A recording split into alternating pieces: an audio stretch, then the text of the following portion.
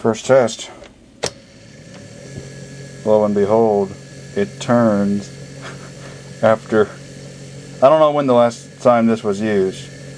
Who knows, it could have been since the 1950s, although I'm sure it was used later than that. And we have sound out of the amp, as you can hear. So that is just crazy. I mean, the clutch mechanism is working, and working well. Working better than the one on my other unit. Now let's try rewind. It's making some sounds, which is probably the motor needing some oil after who knows how many years of sitting. But it still runs. Oh yeah, let's find out what this switch does. Turns on the speaker, on and off. So that means this is a 1-speed unit, unlike the other one that has a speed knob. Now let's see what recordings are present on this classic machine made in Deutschland.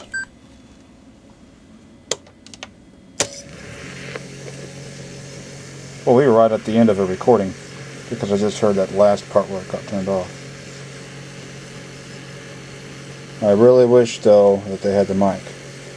Fortunately, the mic was not with the machine. But let's see what recordings are on it.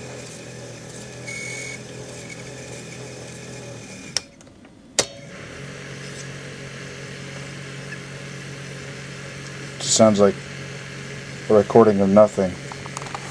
Like you can hear the hiss from the recording, but nothing recorded on it.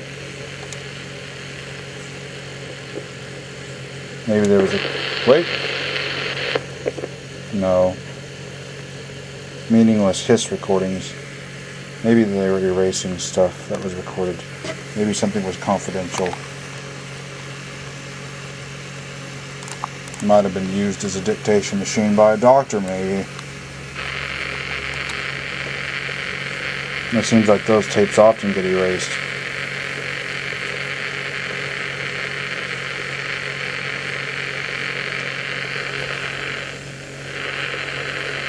Or maybe someone left it in record mode while they were testing it at some point.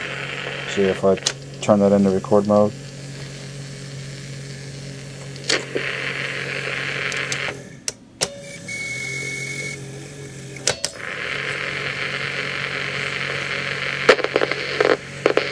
See.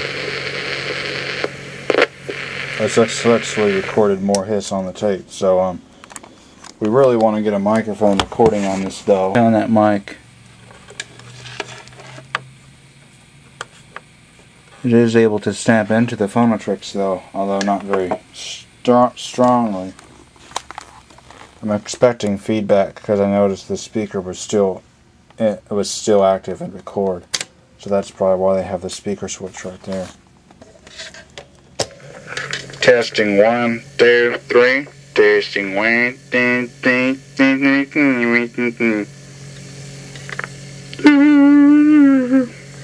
This is the first test, well, the first actual signal recording test of the Phono-Trix reel-to-reel tape recorder.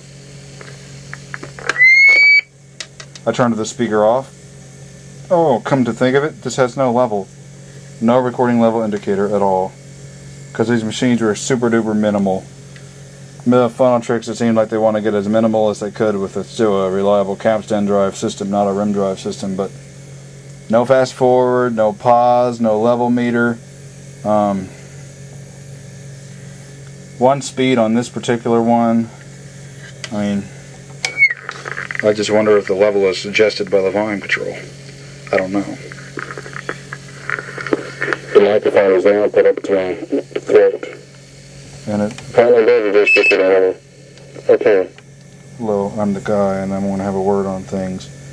I literally have the microphone up to my throat, up to my neck, up to my voice box, and that's how I'm getting my voice into this recording. Let's see how this sounds. Well, anyway, we have ceased recording. Yes, I used the word cease instead of stop. Hope you liked that. Anyway, See, it looks like you would be fast forwarding on a traditional machine, seeing the direction the reels spin when you're rewinding. So it has so it's quite something, isn't it?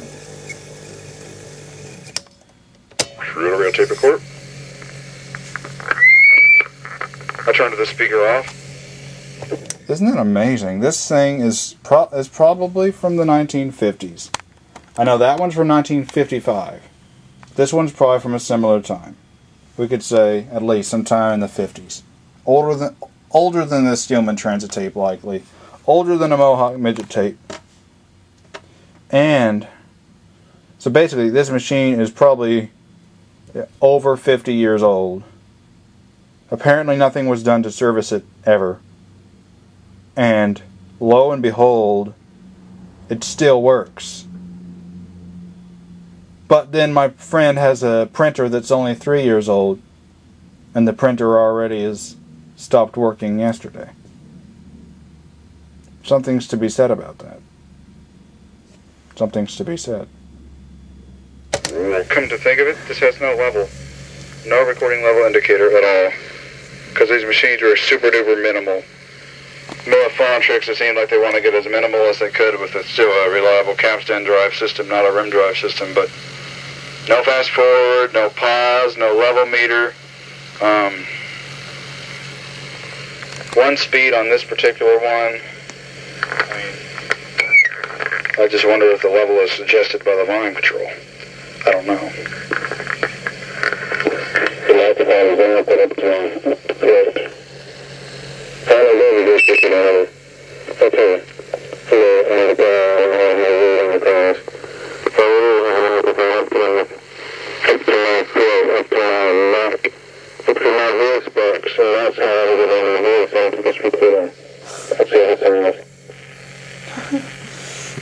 Okay. I'm just amazed. This one works a lot better than this one. Like this one over here has take-up reel issues where it's not fast enough. This one is fast enough and works just fine. But I'm just amazed because it lasts that long. Now I am going to put some oil in the motor because I hear that squealing and I know that's not a good sign. I just see a little drop of oil in there, it'll be easy. But the thing is like over 50 years old, it still works. Definitely built to last.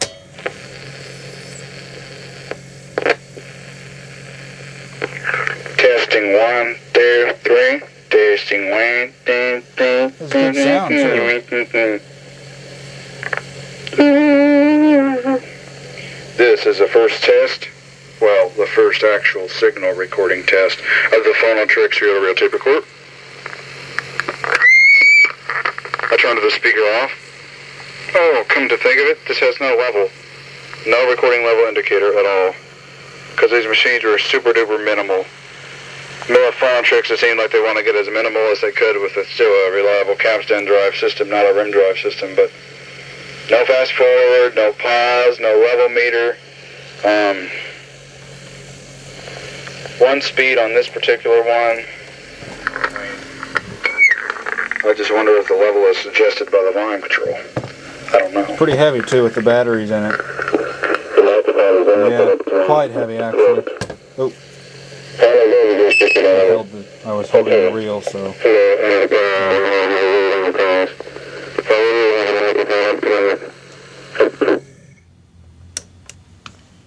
Wow, that's interesting. It moved the reel. That's how simple the mechanism is in this thing. They wanted to make it so simple that instead of moving a roller over to move the reel, they moved the reel over to move. Notice when I put it in play?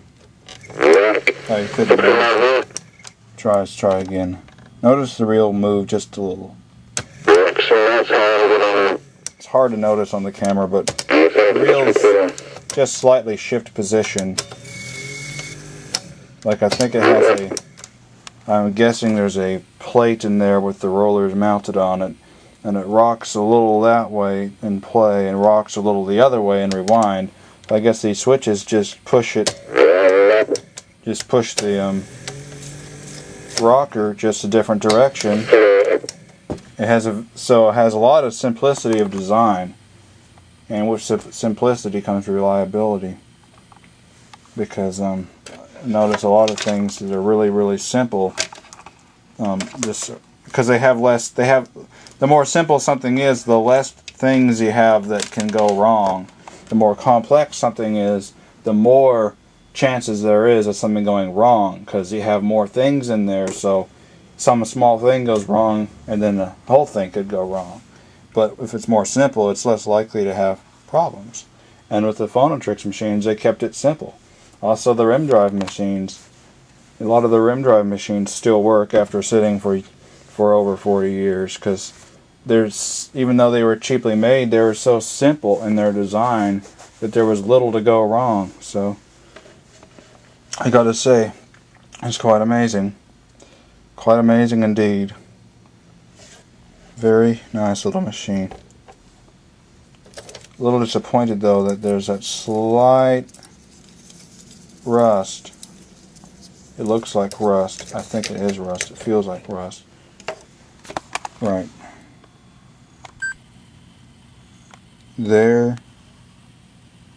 And right there. I don't really want to repaint it. I mean, part of me wants to repaint it, and another part of me wants to say, hey, just keep the thing original, don't paint over it. It's kind of a grayish color, although it looks like it might have a slight hint of blue in the gray. I'm talking about the metal part here. Kind of a grayish color with a slight hint of blue. Then the rest of the casing here is a light blue. Then you got gray on the head cover, and you have gray on the handle and gray on the bottom, and the top is clear. And it's a really nice color scheme. I really like the color scheme of it.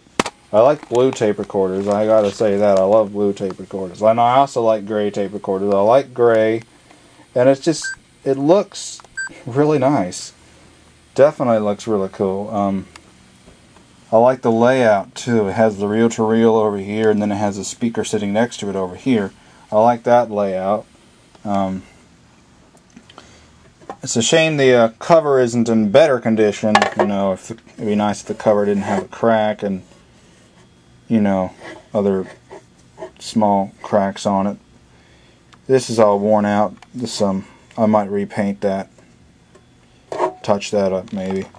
But you can see it's a really nice little tape recorder, and I'm quite pleased with how well this jack was able to stay in the microphone jack as well. It's the closest thing of a standard jack that I know of that's able to go in a Phono-Trix tape recorder without any problems. And it won't hold it securely, I'm sure, as the original jack would, but it definitely holds securely enough where if you don't yank it out, it won't come out. You know, it's in there good enough that you can move the cord around and it still stays plugged in. It seems that it holds on a little tighter than this one does over here does. And this one's also got a similar color scheme. It's got gray on the top, and then it's got blue. And this one got a metal case, and then it's got plastic top and bottom. This one's all plastic case, except this part here is metal still. Of course, if you haven't seen the video of this one yet, here it is. And I had found this at an estate sale, just the machine. I didn't have the mic or speaker or anything with it, because I've seen these on the internet before, and they have, when they're complete, they're in a nice leather case, and they got a little speaker and a little mic. You know, all the accessories. It's really cool. Let's see how well that jack holds on here. Yeah, it doesn't hold quite as good on this one. This one is not quite the same. It kind of just wants to fall right back out. But I'm surprised Clydeside doesn't have a video up of a Phono-Trix. I have a question, Clydeside. Did you get a Phono-Trix ever? Just didn't make a video of it? I just imagine that you would just, you know, I could see you getting a Phono-Trix machine. I mean, these are just cool tape recorders, and they're plentiful.